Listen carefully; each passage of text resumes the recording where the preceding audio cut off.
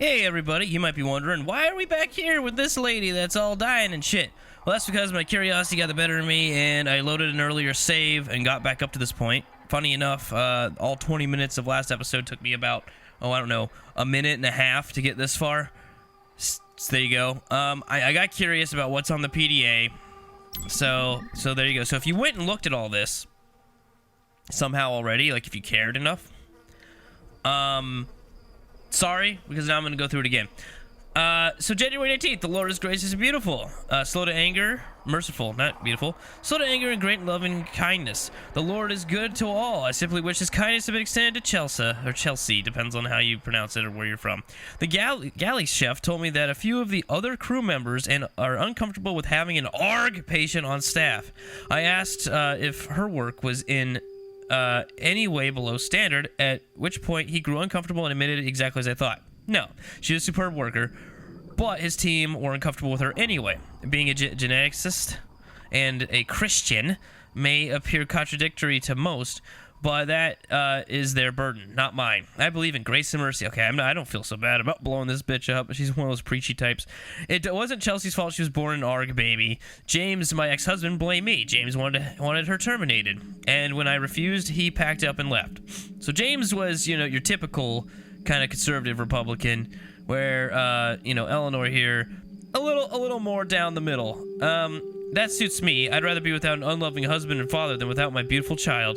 And she is beautiful, a gift from God. And for a ship full of most supposedly forward-thinking people in the galaxy, their aversion to her condition repulses me. So they don't like her daughter. Tolerance and patience are virtues greatly praised by the Lord. But aboard the Groom Lake, I find my stories of both these virtues sorely tested. I discovered through one of my subordinates that a new shipment arrived on board a few days ago, destined for Project Seed. My disapproval of the dangers of Seed are no secret. Considering the size of the shipment and the clear attempt to cut me off to the loop regarding the delivery, I suspect some of my colleagues are trying to mask the precise nature of what has arrived. If it is as I expect, there will be no lengths I will not go in order to dispose Dr. Milan. Kane Corporation is a company for the promotion of science, not for the sinister schemes and unprincipled ambitions of individuals. I have moral issues with Kane and their weapons research. It tests my faith, but Kane's medical breakthroughs have changed the world, and my world too. It's because of Kane created research that Chelsea is even alive. This is why I do what I do. I work in genetics to find cures for my deepest Chelsea, and others like her, not for money.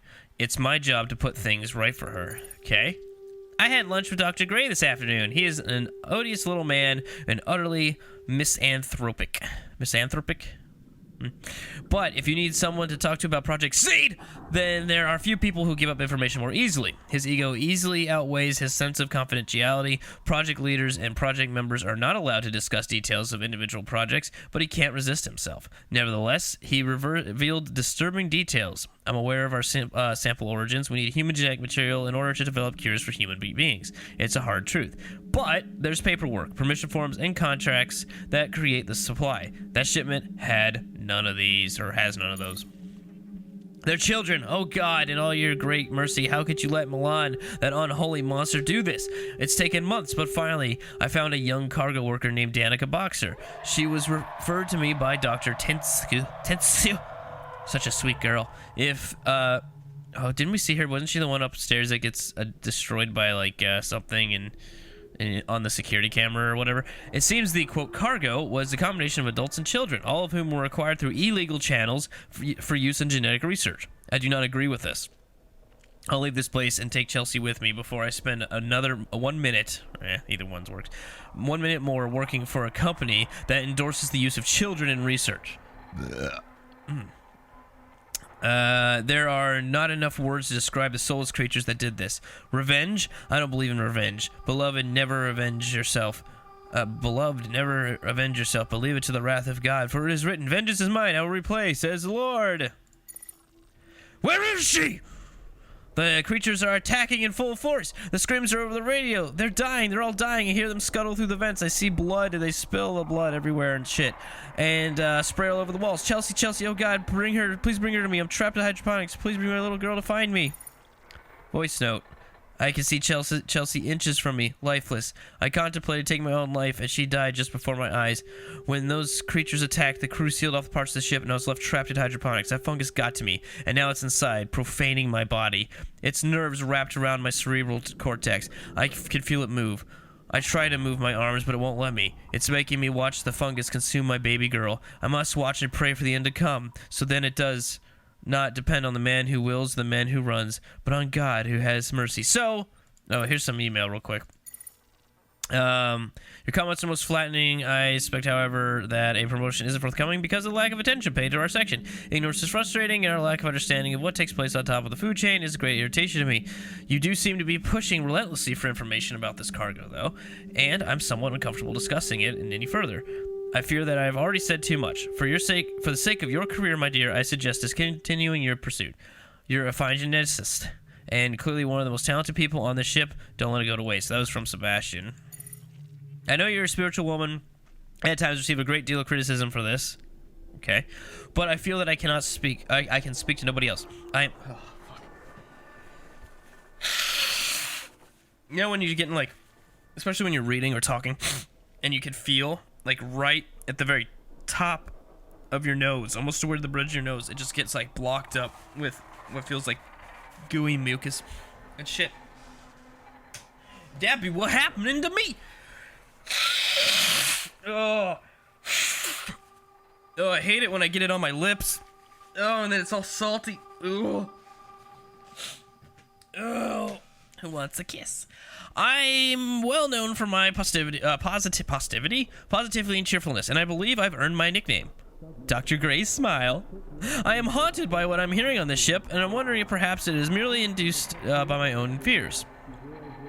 Oh, to hell with it. I'll ask you straight. Do you believe in ghosts? You may think that I'm being ridiculous or delusional, but I can hear things. Children crying deep in the bowels of the ship. I work many late nights, and I'm convinced I can hear crying through the vents. Where are these sounds coming from? Oh, well, they were children, but they weren't ghosts, my friend. I did hear rumors before the Groom Lake was refitted. A group of children were brought on board, and their quarters were on this deck. There was a malfunction in the heating units, and, well, they all died. I don't want to seem like I'm wasting your time, but I enjoyed talking to you yesterday, and your open-mindedness about matters of the soul. Okay, that's from Akiza. So, here's the issue. She technically killed herself, which means, by her own beliefs, bitch going to hell. That's, you know, kind of like a fake doom there. Anyway, so she went to hell. That's fun. So let's load back up. Come on, load. There we go. So this is truly where we're at now that we're 8 minutes into the episode. But I just couldn't help it. I had to figure out what was going on with all that, and I don't know if it was worth it. High voltage wall, wireless, who cares? Okay, so we got a toolbox. Yeah. A slug gun. Interesting. Uh-oh. Sorry. They said something that offended somebody. Who gives a shit? So we got a light. Oh, someone just zapped. Oh, what?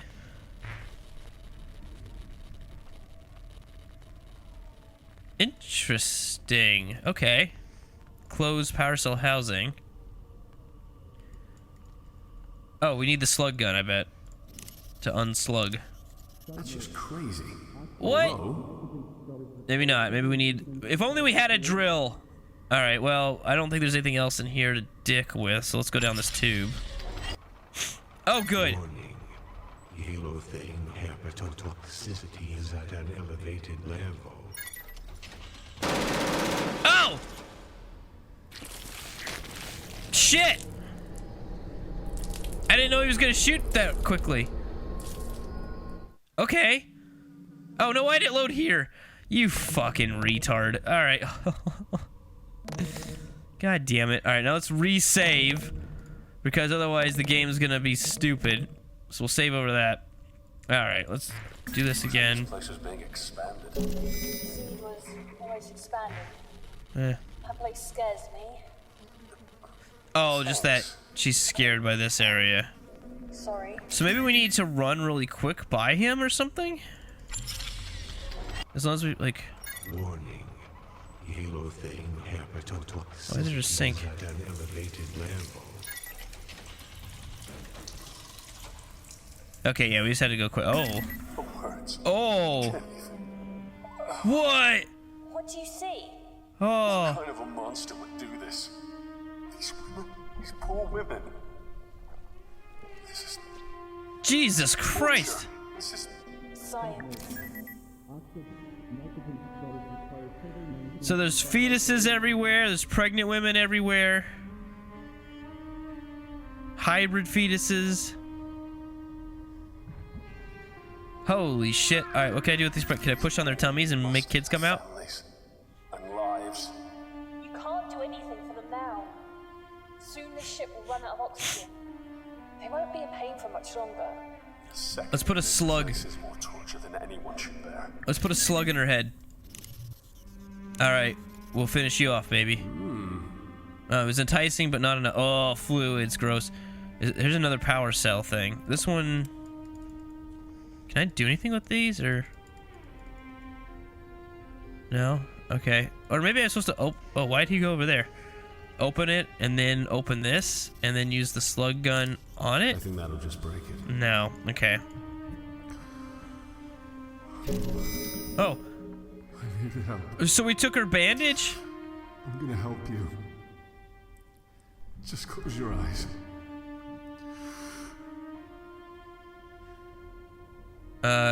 Slugger, pistol whipper. This isn't gonna work. Yeah, well, it will if you do it hard enough. I don't know what I was thinking there. You're trying to put them out of their misery. Oh, is she dead now? No, her tits are still moving. All right, what about you? Just breathe in and out. Okay. Soon you'll wake Just up missed. from this. Find mist spray downs, anointing the bodies of the women below. Okay, so they're hydrated. That's good. Let's go look at this computer then. Project C. Oh god, this is what we're reading. Update by Dr. G. Milan. K Corporation is all right reserved for the eyes of Kane board and directors only. Seed has attempted to create the ultimate super soldier. Okay, of course. By, in simple terms, activating junk strains of the human DNA. Over the years, the human genome has shed or made dormant certain strains of its own DNA sequence for various evolutionary reasons. Professor Salam Jarund observed that the certain dormant parts of these genes were not so much junk as they were potential. That is, genetic information containing completely sublimated by a dominant gene. Professor Jarund engineered an early life form based on this original theory by introducing these identified genetic strands in the early stages of embryo formation. The initial concept was intriguing, but his ultimate result was a group of uncontrollable animalistic creatures. Version 6 of this proposal is to update these same dormant genes into the human makeup by using genetic splicing, thereby introducing desirable physical and mental characteristics over a generation to produce fast-learning, hard-to-kill, and utterly ruthless soldiers. Yeah, that won't... I mean, I was going to say that won't, fuck everyone in the ass, but it already has. All right, report 1 by Dr. C. Williams. Her vital signs... Oh, this is... Okay, report... Huh? Who? Her? Somebody. Okay. Her vital signs are steady. Certain hormonal levels are extremely high, but I'm countering this with the judicious administration of depressants in each case. Survival chances are very high. She is young, healthy, and there are no signs of infections or complications capable of disturbing the birth. Recommendations: keep under observation and prepare for phase 1 treatment. Okay, the next report. The subject, despite her promising early progress, appears to be failing. Supposition is that she cannot withstand the foreign genetic structure that is being fused into her body. Typical signs of rejection are being displayed. Recommendations: observe for another 24 hours. If there are no signs of improvement, then termination disposal of the patient is recommended. And 3. The subject is progressing well. As well as being aesthetically attractive, her she pretty. She has all the other genetic traits required. Initial concerns about her suitability, voiced by Dr. Milan, chiefly due to the number of her sexual partners, have been proven unfounded. She will be the perfect carrier. The hybrid DNA is fusing to my satisfaction. Apart from a small amount of pain, her body appears to be coping with the adjustments. I have prescribed her a steady dose of sleepy drugs to keep her subdued and comfortable. Okay. Hybrid subject number 302. Since delivery, hybrid subject number 302 has been kept inside an incubator. Due to its respiratory distress, assisted breathing is required. Cardiac arrest has occurred, and the use of automated external defibrillators has been required to revive the child. I deduce that the conditions and sickliness are due to the late molecular bonding between hybrid and host DNA in the mother. A weak nervous system is also highly likely in this case, but the subject's regenerative abilities can be stimulated with steroids. Conclusion: child is weak but will survive. The mother is suitable for continued breeding. Ooh. And is that this bloated fetus? Oh, here's a portable defibrillator. And it looks like it's fully charged. Great. So we can defibrillate if we need to, right? I have a feeling that I fucked myself by having this queen's milk as well, this additional queen's milk. But who knows? Okay. Is there anything else we could do? There's machinery over here. There's a bunch of fetuses. A gurney. And then a room with a view. Yeah, no, that seems to be all we could get out of this area. Now, I don't know how often this game does saves and things, but I'm gonna go ahead and save because we gotta go out to Mr. Roboface over here, and I don't want to deal with it.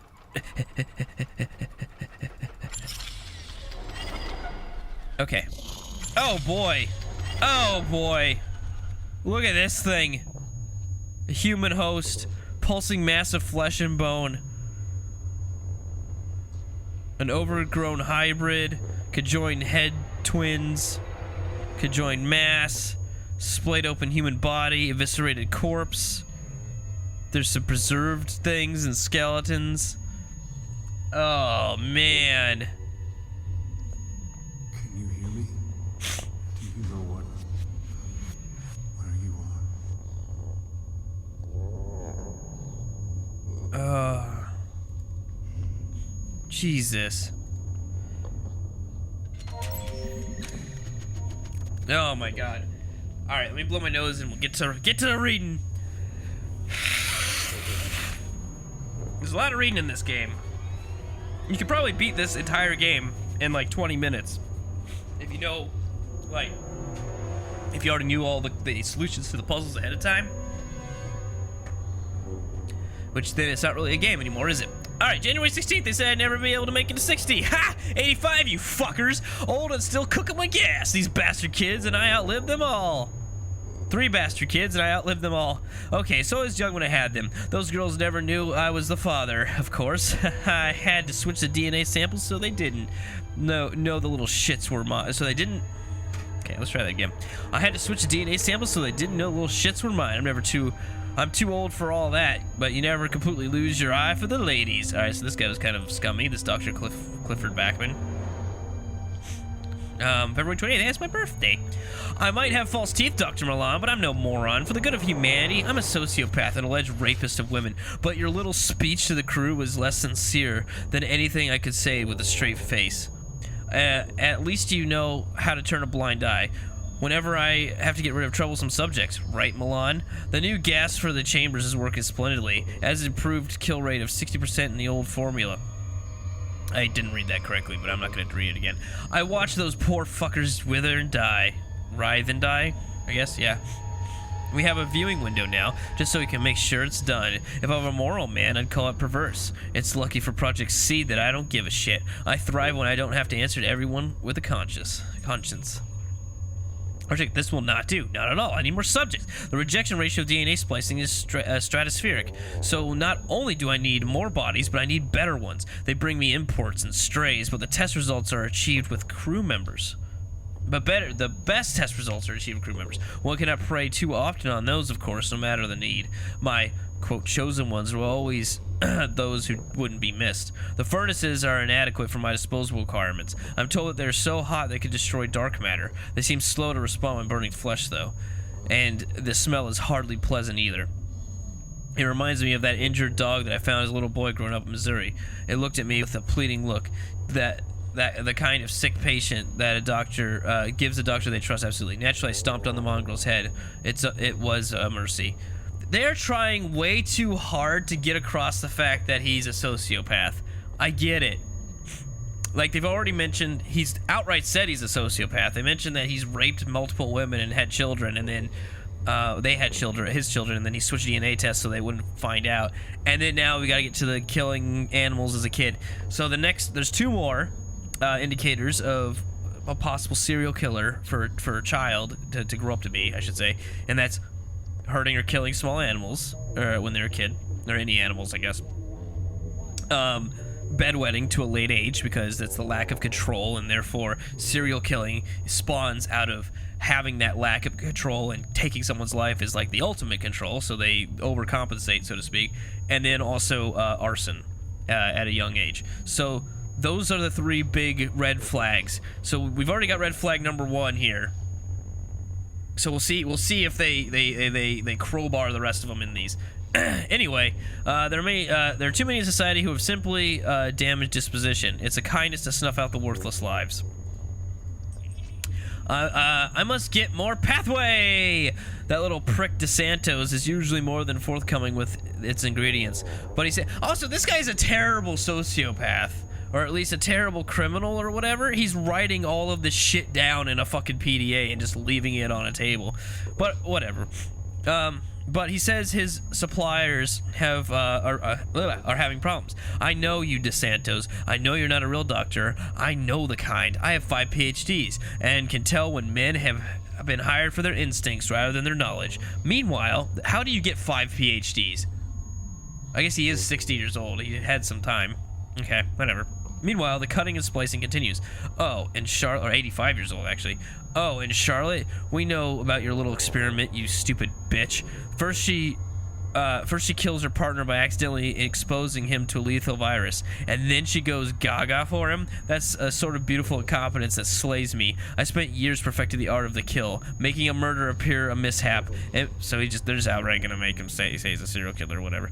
And she went and did it completely by accident. What a perfect nonsense. I held the subject down for Dave to be used as a surgical hammer to cave in his windpipe. Oh, and use my surgical hammer. Okay. Then I gouge out his eyes and try to rip his jaw from his socket. My goodness, what an outburst. I'm becoming careless. I need more pathway. Dr. Milan is starting to worry that my tendencies cannot be controlled. He need not worry. I'm still focused on seed. Seed is just that, a seed. But his Christless, yeah, will soon break open. That's gonna be Christless. Break open and blossom. The successfully bred Homo novi wait in their containment cells, while their unsuccessful brethren, reduced to a viral mulch that's already breached the containment seals of the ship, grow. Its genetic makeup might be a little more than trash, but it is. This is wrong. This is supposed to be "it is," which has a apostrophe. But I don't know. He's a sociopath. Maybe he didn't get grammar in school. But is astoundingly. And then I misread astoundingly. Astoundingly tenacious. I have to respect that which kills with most such efficiency. I woke up in the emergency room today. Someone found me on the stairs. I can't remember much. What I do know is that both my fucking legs are up in casts. I better get comfortable because Dr. Graham says I'll be in here for at least a month. We die as the Novi cuts us down, but I'm not ready to be replaced by a new species. Our creations are impressive, but I don't share Milan's fantasism for what is happening here. I must try to make sure that one of those lifeboats is available for me. A shame there was not another for that delectable young thing. What was her name? Callister? I would have liked to have her around when the ship was going to hell. She's dead, however. How unfortunate. I may be old, but I'll tear anyone who tries to stop me from leaving apart at the limbs. I have survived police investigations, court cases, vengeful spouses, and idealistic lab hands. I will gut any shitbag trying to prevent my escape, and that includes you, Milan. I will jab out your eyeballs and eat them before I submit to you. Alright, so there you go, Dr. Clifford. I don't know if this is supposed to be him now, or what. Or if he just left his PDA here, because he be gone. There's another PDA over here. But we're about at the end of the episode, so let's just go ahead. We'll leave it off here. We'll read the other PDA next time, and I will take a look at these terminals and see what's the happening with that. So there you go. That's what you have to look forward to next time. More reading. So if you don't like reading, I don't know why you're still watching this series, because that's what mostly this has been, and I don't know why I'm even talking about this, because if you're still watching this, then clearly you don't dislike the reading that much. See you guys next time on Stasis.